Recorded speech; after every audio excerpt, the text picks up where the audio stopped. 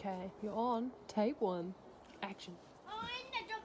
G'day guys, welcome back to the channel. Today we are doing something a bit different. We're putting on accessories on my ute, which is going to be a, you see it there, but a diff breather kit. So raising the diff breathers up into the bonnet area. So part of the package is just some adapters, your bits, screwing, cap screws. You can get 4 ports on this one, so you can go rear diff, front diff, transfer case and gearbox. A couple mounting screws or blankie plates to I put in because I'm only going to do 2 at the moment. Some cable ties and plenty of hose, which I've already started to run for the rear diff. So the first main thing is to find a spot as to where you want to mount the breather. We're going to mount this under your bonnet. So I've decided to go, might be a bit hard to see, but in there for the moment. I thought that might look quite tidy. Run hoses along and round and down, and then follow the chassis along to the rear diff. So this is all going along underneath. Like, can you sort of reach in here? For the start, you've got to take out the original diff breather, which looks like this, and install one of the adapters that goes and then screw it into the diff first tight. After you've run your phone into place and run your hose down your chassis along, now you can plug it in. It just pushes straight in.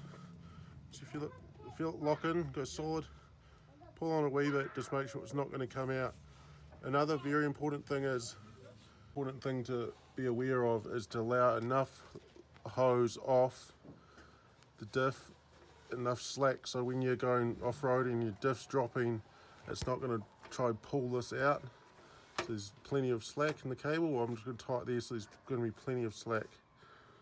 And then secure it all the way along, and maybe even put some sheathing around it to protect the cable, protect the pipe, sorry.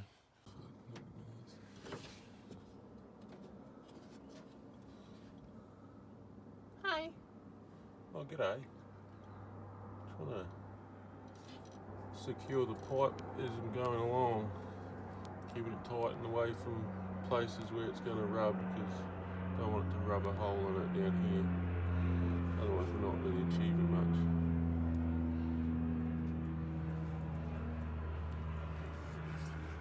Big Moo.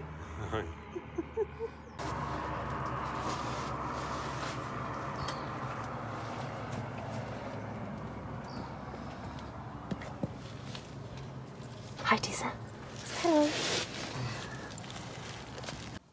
So I've run it along these fuel lines and kept it away from the exhaust, otherwise I don't want it to touch the exhaust, and it's much nicer on the side. And I'm just lucky enough to keep these. Just better clip it into here. Oh. And then I'll just put some cable ties around these as I go along. Make sure everything's secure.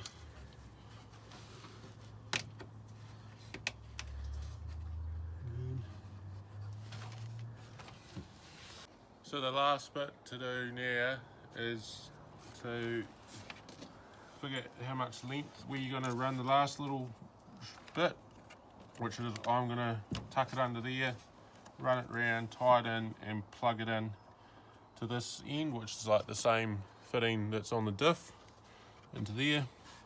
So I've got it about that length, running it round. So I'm going to make a cut about here.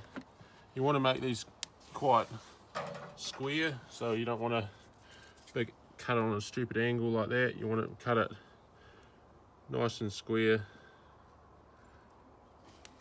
Hopefully it cuts. Yep.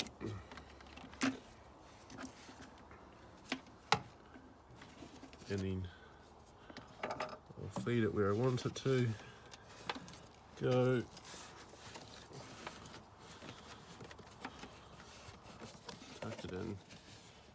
run along and just simply push it in, and that's all done. Then I'll just cable tie that in there along there. Thanks again for watching.